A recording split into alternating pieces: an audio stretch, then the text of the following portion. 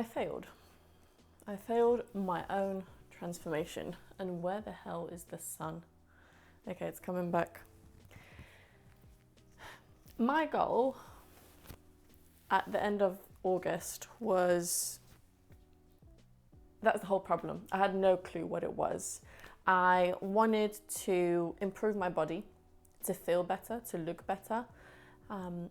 All summer, I was working really hard. I didn't really train the way I normally train. I didn't train as often. My frequency wasn't the same. My intensity wasn't the same. Everything was different and not the way I normally am. There was a lot of things happening. So then at the end of August, I was like, okay, I'm going to do a transformation. And my goal, like I said, was to look better, feel better, improve my training. A lot of intangible goals, let's say. I didn't exactly specify what it was I wanted to achieve. And so I'm showing you clips right now of my weight, of my measurements. And yeah, nothing really has changed much after 2 whole months. I can see in the pictures, I'm gonna show you right now again, there isn't much of a difference, maybe a little bit because my training intensity has improved a lot. I know that I've been training more frequently, I've been training more intensely. However, I still, in terms of my nutrition, I was just eating the way I normally eat, which is intuitively. So I pretty much stayed the same, which is quite lean and quite small. I'll show you a clip from about 2 years ago when I first did a proper bulk and I looked full, I looked nice. That's the time, that was my first ever bulk and I gained the most amount of muscle. After that, I did a cut and I was so proud of myself because the muscle was showing and I was like, okay, I just need to keep going. But from that point on, because I was holding on to a little bit too much weight, well, not too much. No, that's completely wrong what I'm saying right now. Because I was holding on to a bit more weight than I'm used to, I was really scared of going back to that version of me where I have a little bit more stomach fat, because that's where I predominantly hold my fat. Obviously, it's in other areas as well, but that is the spot where I tend to hold fat. And then after I did that cut after the bulk, I really liked the lean look. I enjoy looking muscular.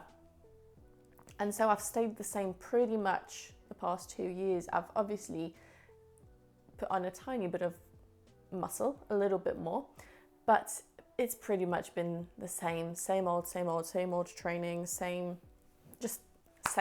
Everything has been the same. My body has been the same. And even I would say my mind, my mentality has been the same, hasn't improved. If anything, I think in terms of my personal growth, I may have gone down a little bit, or talk about it in another video why.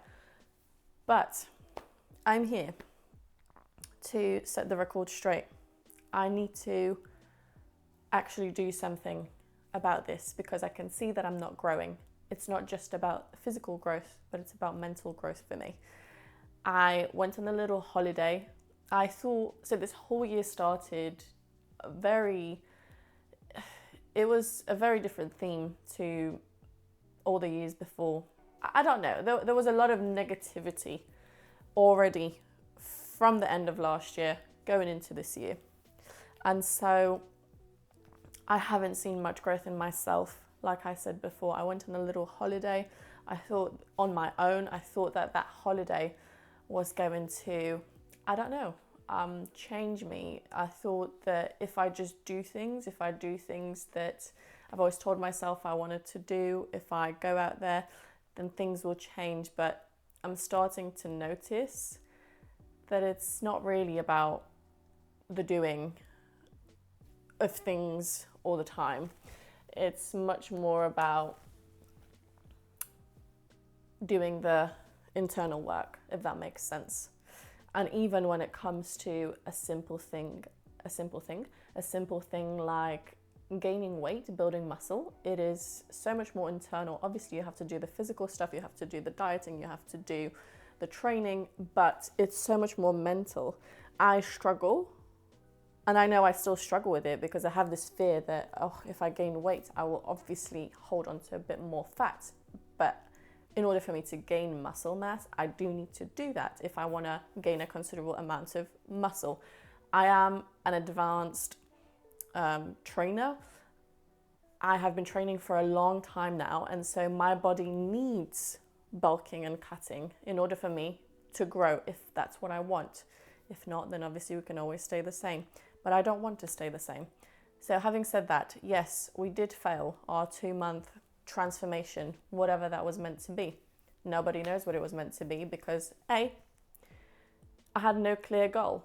I didn't know what I wanted to achieve. There was a lot of intangible things. So no clear goal plus no clear plan, or no clear goal equals no clear plan. But if you add those two things together, that equals failure.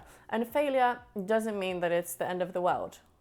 Failure just means that I didn't manage, I failed to achieve what I wanted to achieve. It doesn't mean it's there's no objective way of putting this. It's just failure in my own eyes. In other people's eyes, it's probably not failure. Failure, everybody defines failure differently. It just depends on what your goal is. If you set a goal, you don't achieve it, then it's failure. We could go into the nitty-gritty of it and say because I didn't have a goal, I didn't really fail. But the point of it is we failed the whole process of setting a goal, of making a clear plan. There was no clear vision. And so we just failed, okay? And that's fine. I will admit this whole year has been, and it's not an exaggeration, has been full of failure.